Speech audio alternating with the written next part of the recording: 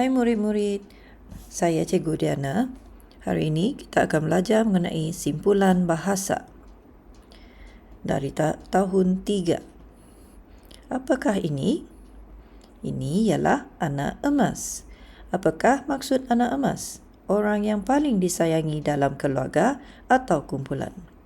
Contoh ayat, Aina ialah anak emas nenek kerana dia rajin membantu di rumah.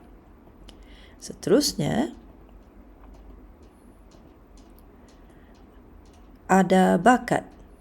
Bermaksud, mempunyai kebolehan semula jadi dalam sesuatu bidang. Contoh ayat, Kumar ada bakat dalam bermain bola sepak. Simpulan bahasa yang seterusnya. Ambil berat, yang bermaksud memberikan perhatian atau mengambil peduli tentang seseorang. Contoh ayat, Cikgu selalu ambil berat tentang pelajaran murid-muridnya.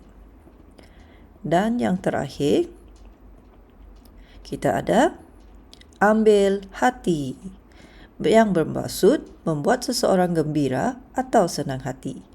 Contoh ayat, Siti menyanyi untuk ambil hati ibunya yang sedang bersedih. Oleh itu, sekian saja untuk hari ini. Sekian, terima kasih.